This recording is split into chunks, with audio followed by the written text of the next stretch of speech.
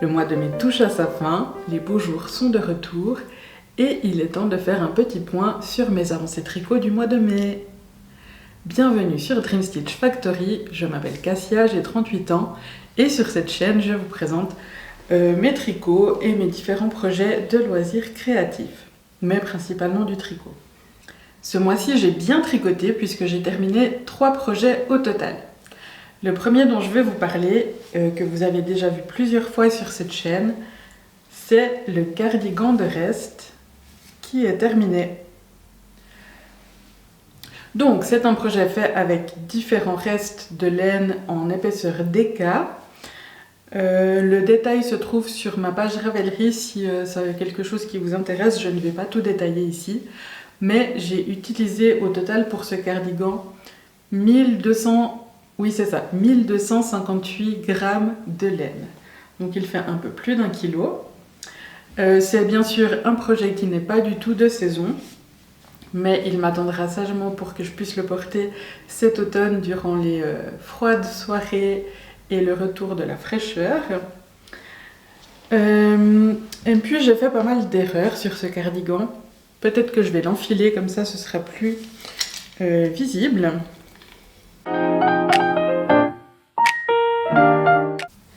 Voilà. Ici, lorsque je le boutonne, ça se voit particulièrement bien cette espèce de forme en... Cette forme, ce n'est pas quelque chose de voulu. Normalement, il aurait dû être droit. Et en fait, c'est dû à mon relevage de mailles sur les côtes du bas, mais surtout durant la bande d'encolure. Donc ici, où au final, j'aurais dû relever plus de mailles pour que le cardigan ait une forme plus plate. Et puis un autre endroit, ce sont les bras où je n'ai pas relevé aussi suffisamment de mailles. Et c'est pour cette raison que j'ai des... Pas uniquement, mais c'est une des raisons pour lesquelles mes bras sont très serrés et le cardigan est très large. Et donc en faisant ce projet, j'ai appris... J'ai toujours des cheveux dans mes tricots. Et donc c'est en faisant ce projet, enfin juste après l'avoir terminé en fin de compte, j'ai appris qu'il y avait une corrélation entre la hauteur des mailles et leur largeur. Et c'est ça qui permet de déterminer combien de mailles on va relever pour faire une bande d'encolure, pour faire des manches, ces différents endroits où on doit relever des mailles. Et c'est quelque chose que je ne savais pas. Donc avec ma tension, mon échantillon, normalement, en faisant des calculs, j'aurais pu déterminer le nombre de mailles à relever pour que cette bande d'encolure ne soit pas toute serrée, toute rabougrie, mais que le projet garde une très jolie forme. Mais voilà, je ne le savais pas, donc ce que j'ai fait quand j'ai fait ce cardigan, c'est que j'ai suivi la corrélation, le nombre qui est utilisé dans beaucoup de patrons, c'est-à-dire qu'on relève 2 mailles sur 3, c'est quelque chose qui est très fréquent. Et si lorsque vous suivez des patrons, vous avez un petit peu ce genre de problème d'une bande qui se resserre ou que ce n'est pas optimal, eh bien c'est à cause de cette corrélation. Alors je ne serai pas capable de vous expliquer les calculs à faire, les méthodes à suivre pour faire ces calculs, mais si vous allez faire une petite recherche sur YouTube, sur Internet, vous allez trouver des explications un petit peu plus détaillées à ce sujet. Voilà, néanmoins je suis contente de ce projet parce que tout simplement j'ai appris pas mal de choses en le faisant. Donc je me suis lancée sans rien calculer, sans faire de patron, juste en me basant sur des photos que j'ai vues passer sur les réseaux sociaux.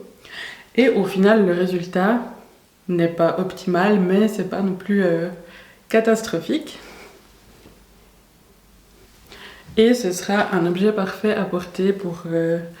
quand je suis à la maison, en train de tricoter, en train de regarder la télévision. Voilà, je pense que je vais pas forcément le porter dans la rue parce que comme il y a beaucoup de couleurs différentes, c'est un petit peu flashy. J'assumerai pas forcément de le porter dehors, mais pour me tenir chaud dans mon canapé, ce sera juste parfait. Et puis les boutons que j'ai utilisés,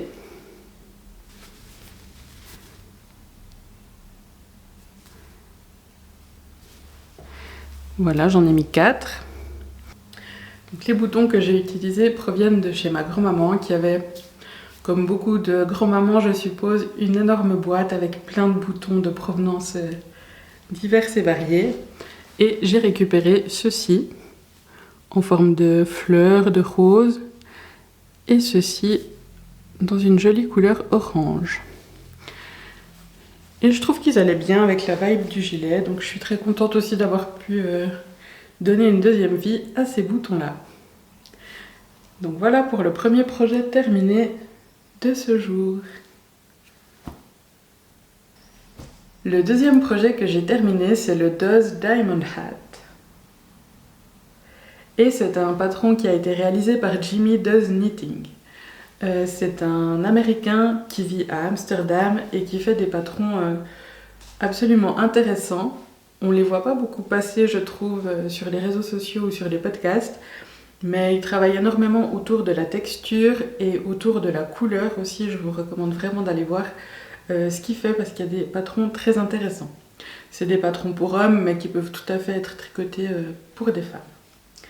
Et donc ce petit bonnet a un jeu de texture avec des côtes qui se décalent pour former ce joli motif de diamant.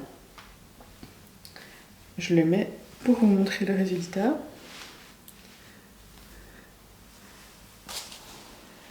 Et voilà, donc encore un tricot qui n'est pas du tout de saison, mais je le trouve très joli et très confortable aussi. J'ai hâte de le porter cet hiver.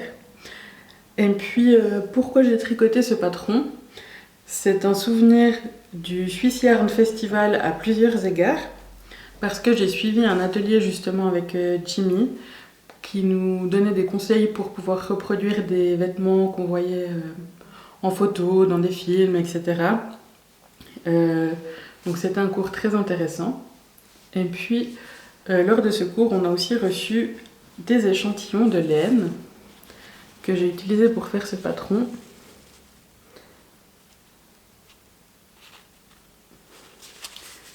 Je ne vois pas si la mise au point se fait ou pas.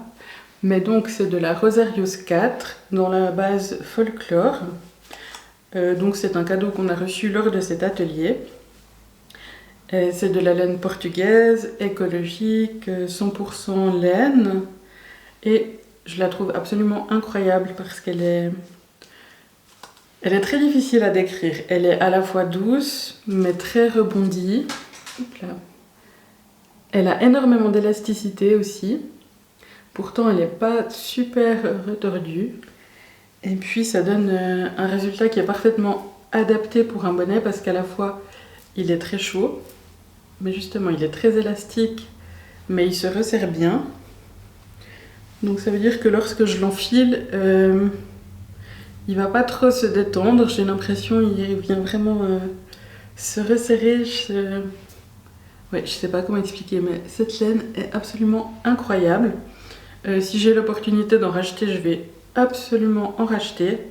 Et puis je la recommande vraiment à tout le monde pour des projets d'hiver. Alors c'est une laine, en tout cas dans cette base chaude et épaisse.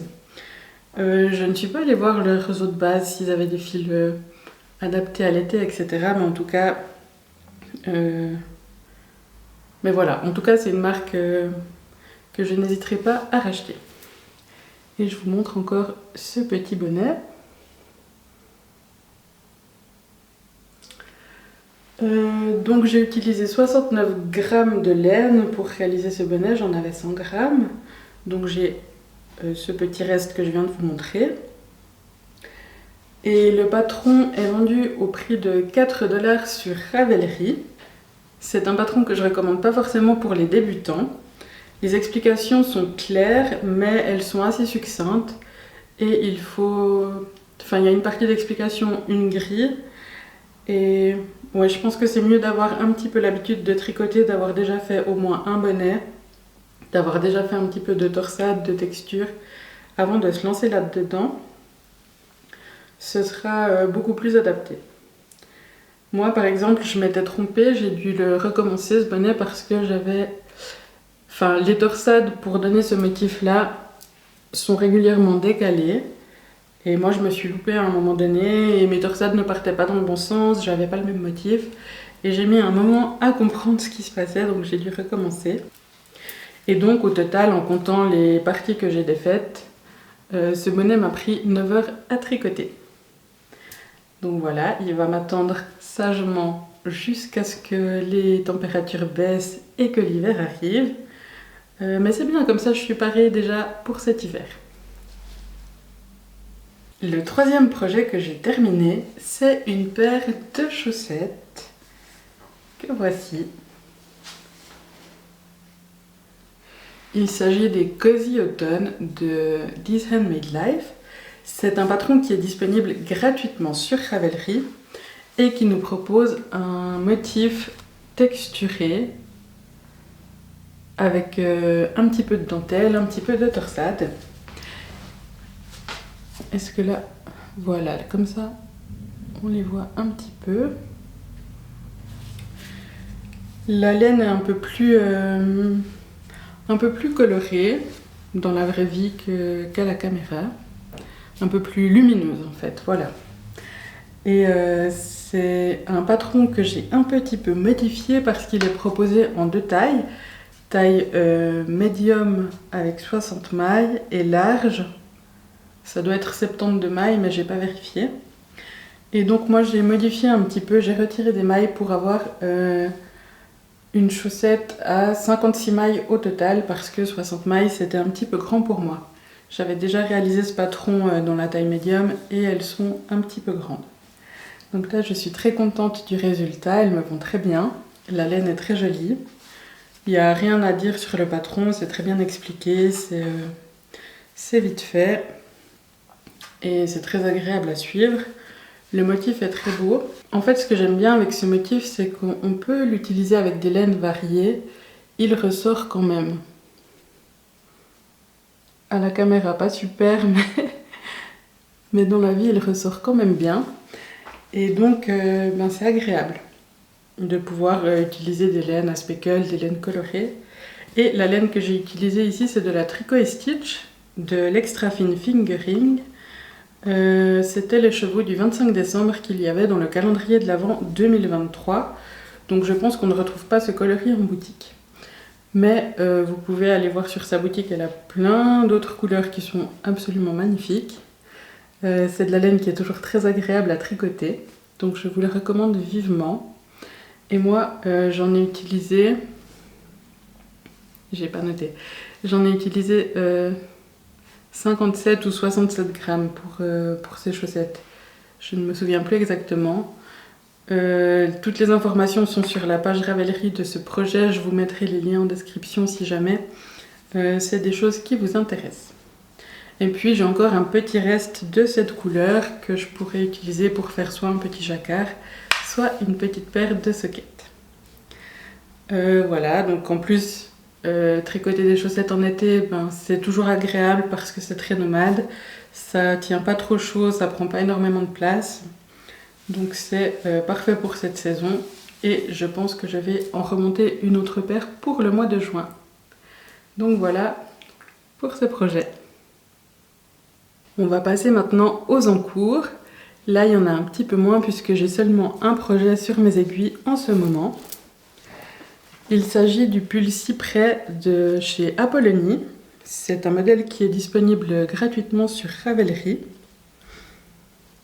Donc, comme je le disais, le pull cyprès, c'est un patron de chez Apollonie qui est disponible gratuitement sur Ravelry et que je tricote dans une laine qui s'appelle Fiber Space. Je ne sais plus la qualité, mais c'est un mélange de mérino et de soie dans ce très joli coloris qui ressort un petit peu trop bleu à l'écran, il est plus vert. Je pense que c'est toute la difficulté. Ah voilà, là vous avez plus la couleur réelle.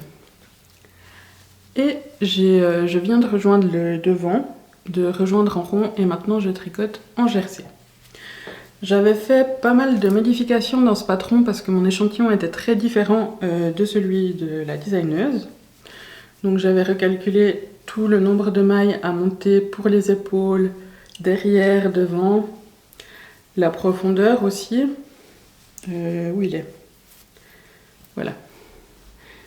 Ici j'ai un marqueur. Donc ça c'est le moment où j'aurais dû rejoindre en rond en suivant le patron et en suivant mes calculs de taille d'emmanchure. Et à ce moment-là ça me paraissait trop court, donc j'ai rajouté un petit peu de centimètres en hauteur pour que j'aille un petit peu d'aisance et que le patron ne soit pas trop serré ici au niveau des bras. C'est un pull à épaules tombantes, mais les épaules tombantes sont assez proches des épaules. Je voulais pas que ça soit très profond comme dans certains patrons qu'on peut voir. Et pareil, le décolleté en V est décolleté mais pas trop profond non plus. Et puis les bordures d'encolure et du bas se feront en I-cord. Donc je suis très très contente de ce modèle parce que je l'ai essayé, il tombe bien. Donc ça veut dire que j'ai réussi mes calculs, j'ai réussi mes adaptations. Et puis ben voilà, la laine est super fluide, super agréable. Je trouve que le coloris est magnifique. Et voilà, ça c'est un projet que j'ai hâte de terminer. Donc voilà, c'est tout pour les encours puisque j'ai terminé beaucoup des projets que j'avais commencé au mois de mai. Celui-ci, je vais le remettre dans sa petite pochette assortie. Et je vous avais parlé également lors du dernier podcast de mon pull jaune. Mon pull jaune que j'aimerais designer, pour lequel j'ai fait des échantillons que je vous avais montrés et que je n'ai toujours pas commencé. Suite à cette expérience du cardigan, j'avais envie d'avoir quelque chose d'un peu plus carré, de ne pas me lancer bille en tête. Et donc j'ai passé énormément de temps à faire des calculs, à essayer de réfléchir comment construire ce pull. J'ai aussi beaucoup hésité entre faire des épaules pas tendances, mais tombantes, ou alors un décolleté en V. Je me suis décidée quasiment pour les épaules tombantes. Et je pense aussi que je vais le faire, le commencer depuis le bas en fait, et le tricoter vers le haut. Parce que j'ai énormément galéré avec les rangs raccourcis, avec les adaptations du motif de dentelle, si je faisais un raglan aussi, enfin voilà, c'était beaucoup de réflexion. Et je pense qu'au final, ce sera plus simple pour moi de commencer le pull depuis le bas, de remonter et de faire des diminutions une fois que je pourrais visualiser la chose, plutôt que de faire dans l'autre sens et d'avoir tous les calculs compliqués au début et de devoir prendre le risque de beaucoup défaire, recommencer, etc. Je pense que si la majorité du pull est faite, ce sera plus agréable pour moi en fait. Alors bien sûr qu'il y aura probablement des moments où je vais me tromper, je devrais défaire, etc. Mais voilà, je me suis quasiment décidée, j'ai fait mes calculs, j'ai un patron qui est plus ou moins écrit. Donc là, je vais pouvoir le démarrer ces prochains jours, début juin.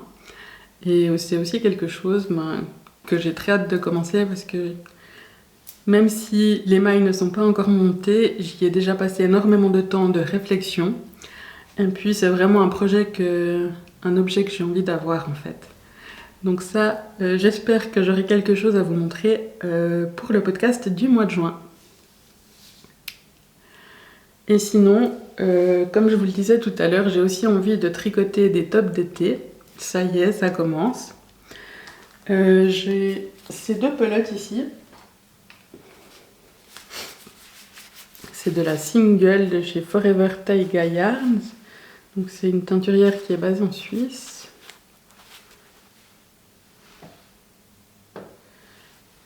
J'essayerai de mettre peut-être une photo avec les couleurs.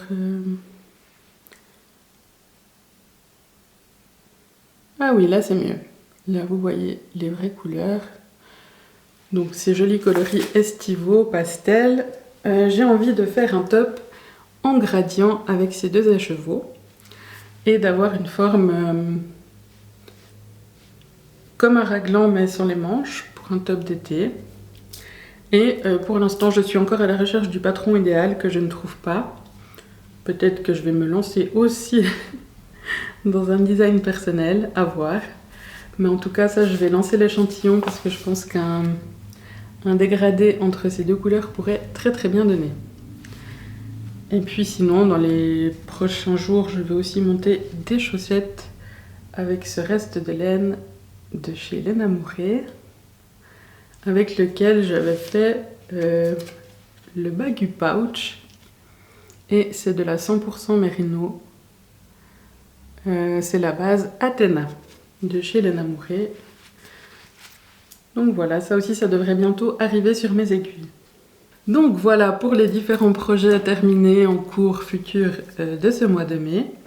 Avant de vous quitter, je voulais aussi vous montrer 2-3 petites choses parce que j'ai fait quelques achats à la boutique 12 Broderies à Yverdon. Je vous mets le lien en barre de description. Si vous habitez dans la région, c'est une très jolie boutique, je vous recommande chaudement d'y aller. Et j'ai acheté plusieurs petites choses. J'ai acheté 2 paires de protège-aiguilles. Ces jolis cœurs léopard et puis des petites fleurs de cerisier pour l'été. Je les trouve très mignons.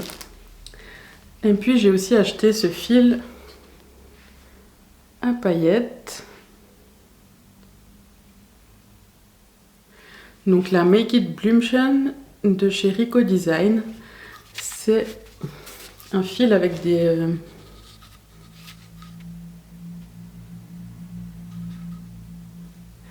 Donc les petites paillettes qui sont dans le fil, elles sont en forme de fleurs. Et ça se tricote avec une autre laine pour donner un effet pailleté. Donc ça aussi, j'aimerais beaucoup faire un top d'été avec. Il faut juste que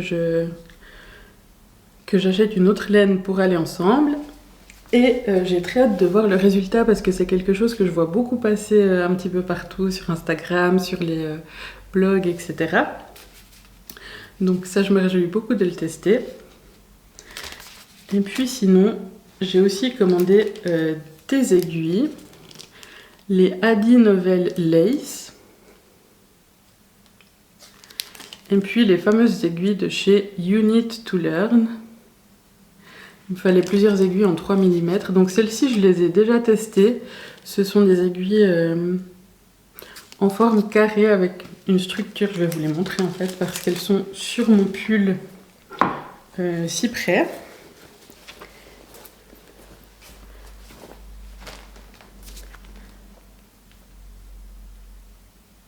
Donc là on voit qu'il y a un petit peu une texture et c'est censé être ergonomique. En tout cas je trouve qu'elles sont agréables à prendre en main. L'objet glisse bien sur les mailles. Les mailles glissent bien, elles sont très agréables à utiliser. Et puis les You Need to Learn, je ne les ai pas encore testées, mais ça ne saurait tarder. Donc là aussi normalement la surface elle est agréable avec une jonction